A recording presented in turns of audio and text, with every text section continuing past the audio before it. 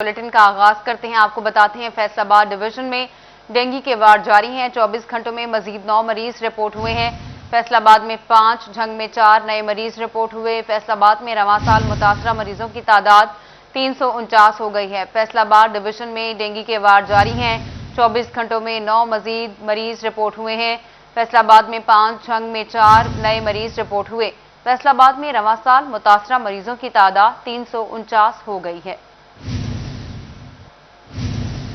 और टोबा की फजा भी आलूदा होने लगी है। महकमा माहौलियात ने माहौल दुश्मन अनासिर के खिलाफ कार्रवाइयां तेज कर दी।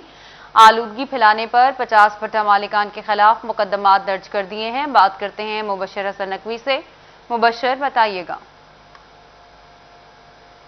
जी बिल्कुल, स्मोक के खदशात के पेश नज़र टोबा टेक्सिंग में भी महकमा माहौलियात ने अपनी कार्रवाइयाँ तेज़ कर दी हैं। ऐसे भट्टा मालकान जो जिग जैग टेक्नोलॉजी पर अपने भट्टों को मुंतकिल करने के बावजूद उसके SOPs पर पूरा नहीं उतर रहे, उनको जुर्माने भी किए जा रहे हैं, उनके खिलाफ मुकदमात भी दर्ज किए जा रहे हैं। इसी वाले से असिस्टेंट डायरेक्टर महकमा माहौलियात अंजुम रियाज से बात करते हैं और जानते हैं। सर, आप बताइएगा कि अभी जो है पूरी कंपेन चल रही है ऐसे अफराद के खिलाफ जो आलूदगी फैला रहे हैं ताकि स्मोक को कंट्रोल किया जा सके, इस हवाले से आपने अब तक क्या कार्रवाई की है?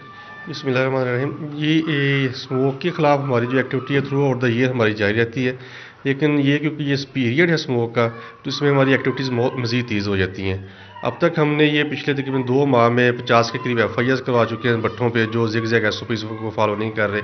उसके साथ साथ हाई कोर्ट के ऑर्डर की कंप्लायंस में हम उनको जुर्माने, भारी जुर्माने जो है हम उन पर आयद कर रहे हैं। और बहुत सारे भट्टों पे जो है बहुत ज़्यादा वायलेशन हुए थे, उनको हमने पानी डाल के हमने बंद भी किया है। इसके साथ साथ जो स्टेबल बर्निंग है एग्रीकल्चर डिपार्टमेंट का डोमेन है, उसके साथ भी हम कोऑर्डिनेशन में है, वो भी उस पर एक्शन कर रहे हैं। जो धुआं छोड़ने वाली गाड़ियाँ हैं उनकी चलाने की भी हम ट्रैफिक पुलिस के साथ मिल रहे हैं। लोगों की अवेयरनेस के लिए हम स्मोक से बचाव के लिए, ताकि लोग अपना जो किरदार है वो उसमें अदा कर सके, हम पम्फलेट और अवेयरनेस सेशन भी हम कर रहे हैं। जी सर, ऐसे अपराध भी हैं जो गैर मेरी ईंधन इस्तेमाल करते हैं भट्टों में, उनके खिलाफ भी कार्रवाई की आपने? जी बिल्कुल ऐसे ही है। टोबा में जो गैर मेरी ईंधन है भट्टों में बहुत कम इस्तेमाल होता है। हम एसोसिएशन के साथ राब्ते में रहते हैं, हम भट्टों का डेली बेसिस पे विजिट भी करते हैं, तो हमें गैर मेरी ईंधन जो है यहाँ बहुत कम मिलता है, लेकिन अगर कोई इस तरह का हो तो उस पर भी हम एक्शन करते हैं। अच्छा, बिल्कुल, माहौलियाती आलूदगी ना फैले इस हवाले से महकमा माहौलियात की जानिब से कार्रवाइयाँ भी की जा रही हैं। महकमा ज़राअत के साथ मिलकर भी मुहिम जारी है। तमाम असिस्टेंट डायरेक्टर महकमा माहौलियात का ये कहना है कि मुकदमात भी दर्ज किए गए और भारी जुर्माने भी किए गए हैं। बहुत शुक्रिया मुबशर, आप हमें अपडेट कर रहे थे।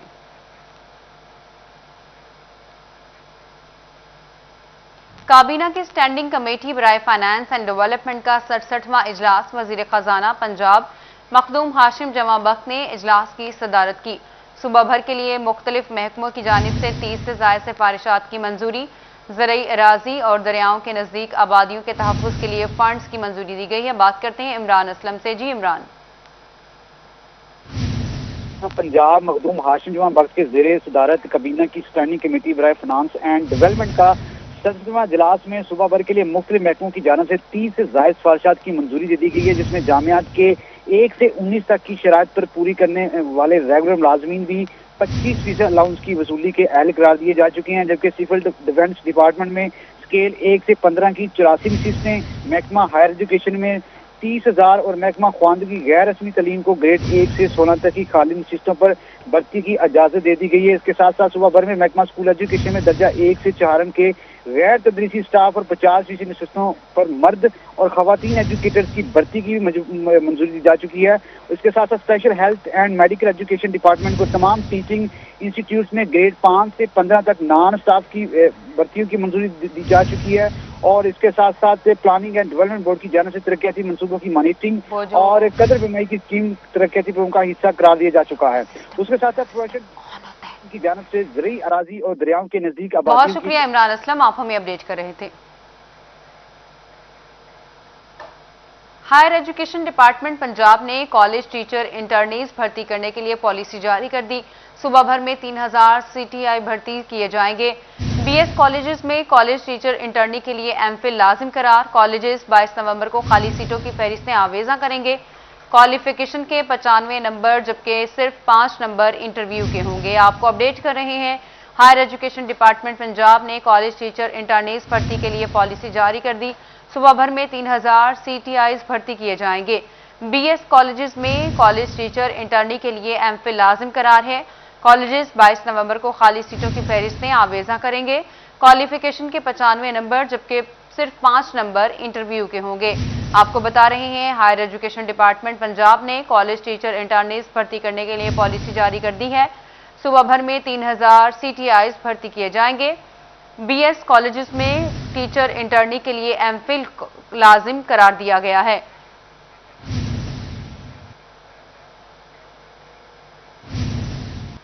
फैसलाबाद झाल चौक में तजावजात की भरमार से ट्रैफिक की रवानी मुतासिर है।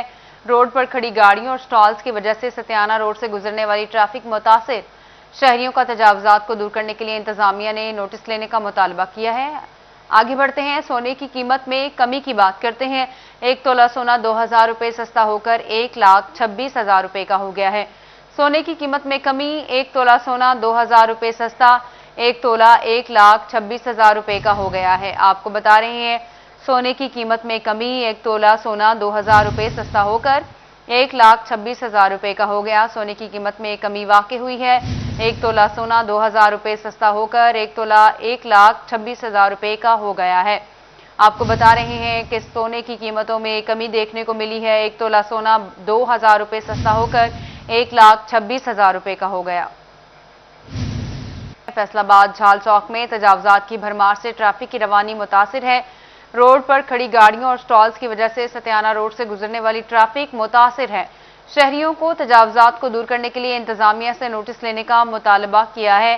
फैसलाबाद झाल चौक के ये मनाजिर हैं जहां पर तजावजात की भरमार से ट्रैफिक की रवानी शदीद मुतासिर है। रोड पर खड़ी गाड़ियों और स्टॉल्स की वजह से सतियाना रोड से गुजरने वाली ट्रैफिक मुतासिर हो रही है। शहरियों का तजावजात को दूर करने के लिए इंतजामिया से नोटिस लेने का मुतालबा किया गया है। बात करते हैं हाशिर वड़ाइच से। हाशिर, अपडेट कीजिए। जी बिल्कुल, इस वक्त मैं मौजूद हूँ सतियाना रोड पर। इस रोड पर जो है वो ट्रैफिक की जो रवानी है वो अक्सर औकात जो है वो सुसरवी का शिकार रहती है और इसकी जो सबसे बड़ी वजह है वो वजह यह है कि क्योंकि इस रोड पर दोनों साइड से मार्केट शॉपिंग के लिए मार्केट में आते हैं, वो जो अपनी गाड़ियाँ वो इसी रोड पर पार्क कर देते हैं, जिसकी वजह से एक तो ट्रैफिक की जो रवानी है वो मुतासिर रहती है। दूसरी तरफ यहाँ पर जो मोटरसाइकिल स्टैंड बनाया गया है वो कुछ लोग कह रहे हैं कि वो गैर कानूनी है, जबकि कुछ का कहना है कि वो कारपोरेशन से इजाज़त लेकर बनाया गया है। लेकिन इस पार्किंग जो मोटरसाइकिल पार्किंग स्टैंड है इसकी वजह से तकरीबन जो आधा रोड है वो कवर हो जाता है, जिसकी वजह से जो ट्रैफिक है वो मुश्किल से 1 से 2 लाइनों में चलती है, जिसकी वजह से जो ट्रैफिक है वो अक्सर सुस्त रवि का शिकार रहती है। इस वक्त हमारे साथ शहरी भी मौजूद हैं। भाईजान, आपको बताइएगा कि इस रोड पर आपने अभी सफ़र किया है, किन मुश्किलात का सामना रहता है? बिस्मिल्लाहिर्रहमानिर्रहीम। झाल तो लैके सलीमी चौक तक इतना का रश है जो हिसाब नहीं, गड्डियां मोटरसाइकिल बहुत ही ज़्यादा होके अद्धा घंटा यकीन करो लग जाता। सानू तो गड्डियां जो दुश्वारी हैगी ਜਿਹੜੇ पैदल चलने वाले ਉਹਨਾਂ ਤੇ बहुत ज़्यादा। ਇਹ देखो ना मोटरसाइकिल कितना साइड ਤੇ ਲਾਏ ਹੋਏ ਆ, ਇੰਤਜ਼ਾਮੀਆ ਸੁੱਤੀ ਹੋਈ ਹੈਗੀ ਆ। ਇਹਨੂੰ ਚਾਹੀਦਾ ਹੈਗਾ ਸਾਈਡ ਤੇ ਹਟਾਉਣ, ਲੋਕਾਂ ਨੂੰ ਸਹੂਲਤ ਦੇਣ ਚੱਲਣ ਫਿਰਨ ਦੇ। ਤੇ ਇੱਕ ਘੰਟਾ ਖਲੋਤੀ ਰਹਿੰਦੀ यार, बहुत ज़्यादा मुश्किलात बनती हैगी यार।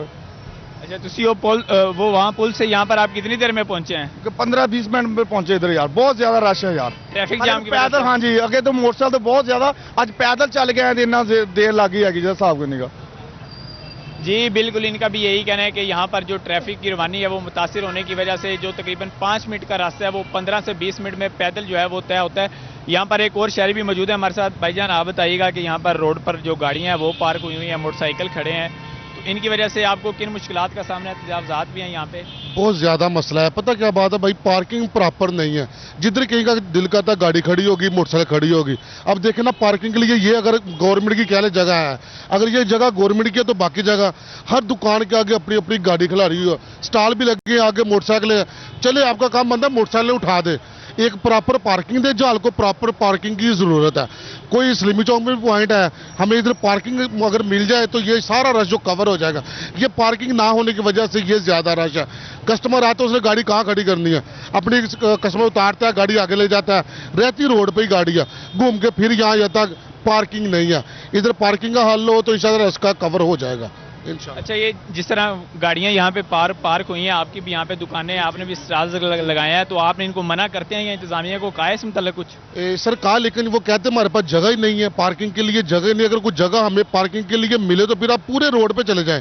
अगर कोई एक बोर्ड भी पार्किंग का लगा हो तो मुझे आप दिखा सकते हैं कि भाई ये अजीम भाई ये एक बोर्ड पार्किंग का लगा हुआ। अब जब इस रोड पे पार्किंग है ही नहीं तो ये गैर कानूनी पार्किंग क्यों है? यहाँ तो बोर्ड लगा है ये गाड़ी पार्किंग है, ये मोटरसाइकिल पार्किंग है। हमारी वाम को भी समझ आए कि हमने ये चीज इधर नहीं खड़ी। हमारे वार्डन वाले भाई हैं वो सबको कहते ही रहते हैं इधर हो जाओ, इधर हो जाओ, इधर हो जाओ। शऊर नहीं है। अगर पार्किंग बोर्ड लग जाए तो आवाम को भी शऊर आ जाएगा और इनका भी काम आसान हो जाएगा, वार्डन वालों का भी। जी बिल्कुल, इनका भी यही कहना है कि यहाँ पर एक तो जो पार्किंग की जगह है वो यहाँ पर इतनी ज़्यादा मुतय्यन नहीं है, और दूसरा इसके अलावा जो शहरी हैं वो ट्रैफिक वार्डन वालों की भी बात नहीं मानते और यहाँ पर अपनी गाड़ियाँ पार्क करके चले जाते हैं। एक और शहरी भी मौजूद है, मैं अभी देख रहा था, आपके साथ बच्चे भी हैं, आप वहाँ से आए हैं, इस रोड पर आ रहे हैं, अभी भी जो ट्रैफिक की रवानी है वो सुस्तरवी का शिकार है, तो किन मुश्किलात का सामना और आपकी नज़र में इनका हल क्या है? जी सबसे पहले ये मैं कहना चाहता हूँ कि माजी की हुकूमत में ये दोनों साइडों को खुला करने के लिए इक़्तिदाम नहीं किए गए। जैसे कि राना सनाउल्लाह ने इन लोगों को फेवर दी है, जो लोग दोनों तरफ से दुकानदार आते हैं, इनको एक तो जगह गिरानी चाहिए। दूसरी बात यह है कि फुटपाथ पे लोगों ने दुकानें सजाई रखी हैं जिसके लिए हमें मुश्किलात का शिकार होते हैं हम।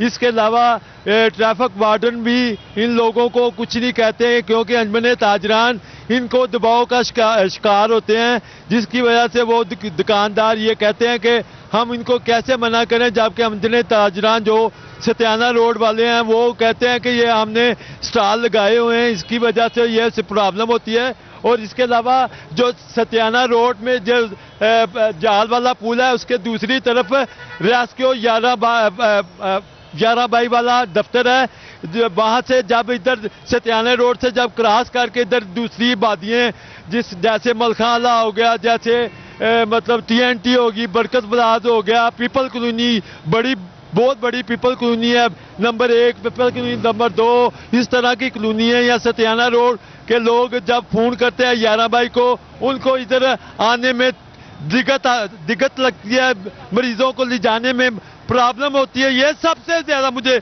तकलीफ की बात लगती है।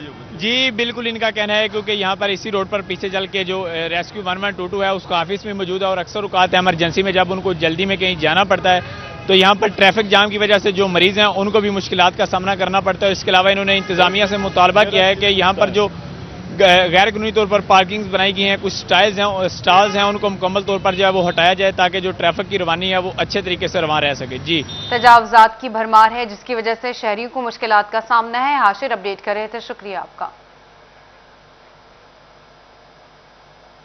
फेडरल बोर्ड ऑफ रेवेन्यू ने फैसलाबाद डिवीजन के टैक्स गुजारों को 12 अरब रुपए के रिफंड्स की अदायगियां कर दी। बेशतर अदायगियां एक्सपोर्ट इंडस्ट्री को सेल्स टैक्स रिफंड्स की मद में की गई हैं। उमैर अजमत से मजीद बात करते हैं। उमैर, बताइएगा। जी, फेडरल बोर्ड ऑफ रेवेन्यू की जानिब से फैसलाबाद डिवीजन में टैक्स रिफंड्स की मद में रवा माली साल के दौरान अब तक 12 अरब रुपए से ज़ायद की अदायगियाँ की गई हैं। FPR के दादुशुमार के मुताबिक डिवीजन भर में जो टैक्स वसूलियाँ हैं वो 18 अरब रुपए से ज़ायद रही हैं, जबकि 12 अरब रुपए के रिफंड जो हैं वो टैक्स गुजारों को अदा किए गए हैं, और बेशतर अदायगियाँ जो हैं वो एक्सपोर्टर्स को की गई हैं जिनकी जानिब से सेल्स टैक्स की मद में रिफंड्स क्लेम किए गए थे। इनकम टैक्स से 11 अरब रुपए फैसलाबाद से आमदनी हुई, जबकि सेल्स टैक्स 7 अरब से ज़ायद फैसलाबाद में फेडरल बोर्ड ऑफ रेवेन्यू को वसूल हुआ है। FPR हुकाम के मुताबिक गुज़श्ता साल इसी अरसे के दौरान 11 अरब रुपए के इनकम टैक्स। ठीक है, बहुत शुक्रिया उमैर, आप हमें अपडेट कर रहे थे। वज़ीर आज़म ने पेट्रोलियम मसनूआत की कीमतों में इजाफे की समरी मुस्तरद कर दी है। पेट्रोलियम मसनूआत की कीमतें बरकरार रखने का फैसला, नोटिफिकेशन जारी कर दिया। ओगरा ने पेट्रोल डीजल में 5 रुपए इजाफे की समरी अरसाल की थी। आपको अपडेट कर रहे हैं। वज़ीर आज़म इमरान खान ने पेट्रोलियम मसनूआत की कीमतों में इजाफे की समरी मुस्तरद कर दी है। पेट्रोलियम मसनूआत की कीमतें बरकरार रखने का फैसला किया गया, नोटिफिकेशन जारी। ओगरा ने पेट्रोल डीजल में 5 रुपए इजाफे की समरी अरसाल की थी। बताते हैं, फैसलाबाद मेयर मोहम्मद रज़ाक मलिक की एप्का यूनियन के अहदेदारान से मीटिंग। मुलाजमीन ने 17A मुस्तकिली एजाजिया अलाउंसेस, डेली वेजेस समेत दीगर मसाइल से आगाह किया। बात करते हैं अब्दुर्रहमान से। जी अब्दुर्रहमान, जब बात की जाए, मेयर मोहम्मद रज़ाक मलिक ने यहाँ पर म्यूनसिपल कॉरपोरेशन में मुलाजमीन के वफद के साथ मुलाकात की और वहाँ पर मुलाजमीन की जानब से उन्हें अपने मसाइल बताया गया, तो मेयर मोहम्मद रज़ाक मलिक ने उन मसाइल के हल की यकीन दहानी करवाई है। तो इसी हवाले से बात भी करते हैं। मेयर साहब, आगाह कीजिएगा आज की मीटिंग के हवाले से। जी, बिस्मिल्लाहिर्रहमानिर्रहीम। क्योंकि हम मौतली का जो हमारा 2.5 साल से 3 साल का अरसा था, उसमें जो हमारे मुलाजमीन हैं उनका जाजिया जो है म्यूनसिपल कॉरपोरेशन का बंद कर दिया गया था। वो इनका राइट बनता है। जो बंदा काम करता है उसका जो राइट है उसको मिलना चाहिए। तो मैंने वो बहाल किया है अल्हम्दुलिल्लाह आज से अभी से कि जो मुलाजमीन का अज़ाज़िया वो उनका बहाल किया जाता है। इस तरह से जो लोग फौत शुदगान हैं उनके बच्चों के लिए एक वैकेंसी होती है 17A के तहत।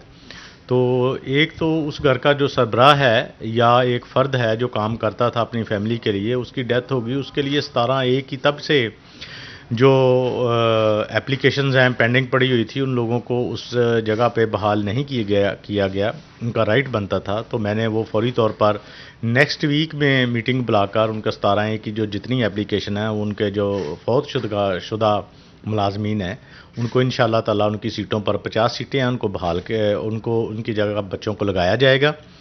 और इसके साथ ही जो प्रमोशन डीपीसी की एक मीटिंग होती है हमारी वो पेंडिंग पड़ी हुई थी। जो प्रमोशन है हमारे मुलाजमीन की वो पेंडिंग थी, वो भी इंशाल्लाह मैं अगले वीक में वो प्रमोशन जो है तमाम मुलाजमीन की हो जाएगी। और उसके लिए मैंने अपने जितने मुलाजमीन हैं उनका मुतालबा था वो मैंने कहा कि नेक्स्ट वीक में उनको प्रमोट कर दिया जाएगा। और इसके साथ साथ यहाँ चूँकि ना सिर्फ म्यूनसिपल कॉरपोरेशन से रिलेटेड बल्कि पूरे फैसलाबाद से मुलाजमीन जो है यहाँ पर आए थे, तो मैं इंशाल्लाह पूरे फैसलाबाद का अल्लाह ने मुझे मेयर बनाया है। ये लोग हमारे वोटर सपोर्टर भी हैं और हमारे मुलाजमीन भी हैं। इनका राइट बनता है कि जिस जिस अदारे में भी ये काम करते हैं उनको जो है उनका राइट मिले और मिलना चाहिए। एक इनका बड़ा दरीना और जायज़ मुतालबा है कि जो डेली वेजेस के मुलाजमीन हैं हर महकमे में उनको भर्ती किया गया है, वो अपनी सर्विसेज जो है वो दे रहे हैं लेकिन उनको रेगुलर नहीं किया जा रहा। तो मैं इंशाल्लाह अपनी पूरी तवानाई जो है इस पे सर्फ करूँगा कि जो डेली वेजेस के मुलाजमीन हैं पूरे फैसलाबाद के या मैं तो पूरे पंजाब के भी कहूँगा या पाकिस्तान के भी कहूँगा कि उन सबको रेगुलर किया जाना चाहिए। उनका जो इतनी कई लोग तो कई सालों से 5 साल से 7 साल से भी काम कर रहे हैं, उनको रेगुलर नहीं किया जा रहा।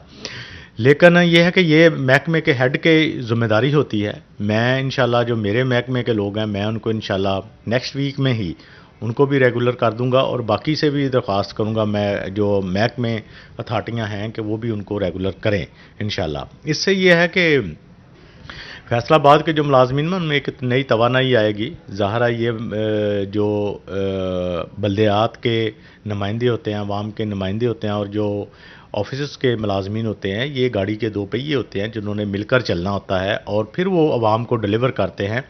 तो हमें अपनी अवाम की फलाह के लिए काम करना चाहिए और अपनी बका के लिए भी काम करना चाहिए इंशाल्लाह। इस हवाले से मेयर मोहम्मद ज़ाक मलिक ने यहाँ पर मुलाजमीन के जितने भी मसाइल हैं प्रमोशन के, इसके अलावा डेली वेजेस के मसाइल हैं, आप हमें अपडेट कर रहे थे, शुक्रिया। चिन्योर पीटीआई वर्कर्स की जानिब से वोटर तस्दीक मुहिम के दौरान इलेक्शन कमीशन के अमले को हब से बेजा में रखने और तौहीन आमेज रवैया अपनाने का मामला है। ये इसी पर मजीद बात करते हैं बाबर मुनीर से। जी बाबर। बिल्कुल जी, इन दिनों मुल्क भर में घर घर जाकर वोटों की तस्दीक का अमल जो है वो शुरू है। चिन्योट में थाना सिटी का ये इलाका है समनाबाद, जहाँ पर जो वोटर तस्दीकी अमला था वो घर घर जाकर वोटों की तस्दीक जो है वो कर रहा था। तो एक कमर नवाज नामी शहरी था जिससे आईडी कार्ड जो है वो मांगा गया वोट वेरिफिकेशन के लिए। उसने ना तो आईडी कार्ड दिया बल्कि जो वोटर तस्दीकी करने वाला अमला था उसे जो है वो हबस बेजाम में रखा, 3 घंटे बैठक में बंद रखा। फिर उससे जो वोटर लिस्ट थी वो जो है वो छीन ली और उनके साथ हतक अमेद रवैया जो है वो अपनाया, जिस पर district election commissioner Mohammad Afzal ने जो है वो मुदाखलत की और उन्हें जो है वो बाजियाब करवाया। तो उन्होंने थाना सिटी में जो है वो दरख्वास्त गुजारी के जो कमर नवाज नामी शहरी है उसके खिलाफ जो है वो मुकदमा दर्ज किया गया जाए। जो इन दिनों एक कौमी काज है, जो वोटों की तस्दीक का अमल जो है वो शुरू है। घर घर जाकर जो इलेक्शन कमीशन का अमला है वो वोटों की तस्दीक कर रहा है, जिस पर थाना सिटी पुलिस की जानिब से उस शहरी के खिलाफ मुकदमा जो है वो दर्ज कर लिया गया है। शहरी ने इलेक्शन कमीशन अमला को कार्ड ना देने, धमकियां देने समेत हितक में रवैया जो है वो अपनाया था, जिसके खिलाफ इलेक्शन कमिश्नर जो डिस्ट्रिक्ट इलेक्शन कमिश्नर है उन्होंने थाना सिटी में उस कमर नवाज नामी कर रहे थे। जंग में ओवरसीज पाकिस्तानी कमीशन ने 20 साल से कब्जे की जद में आई कमर्शियल एराजी को मालिक के नाम मुंतकिल करने बारे फैसला सुना दिया। इसी बारे में मजीद हम बात करते हैं अवैस खान से। जी अवैस। जंग में ओवरसीज़ पाकिस्तान कमीशन के सम्राट जो हैं शहरियों तक पहुंचने का सिलसिला जारी है। 25 साल से जो है ज़ेर कब्ज़ा ज़मीन को बागुजार करवाने के हवाले से ओवरसीज़ पाकिस्तान कमीशन की जानिब से केस का फैसला सुना दिया गया है। ऐसे में chairman overseas Pakistan commission Ejaz Khan मौजूद उनसे बात करेंगे। सर बताइएगा 25 साल से कब्जा था, कितने अरसे में केस जो है हल किया गया? बिस्मिल्लाहिर्रहमानिर्रहीम।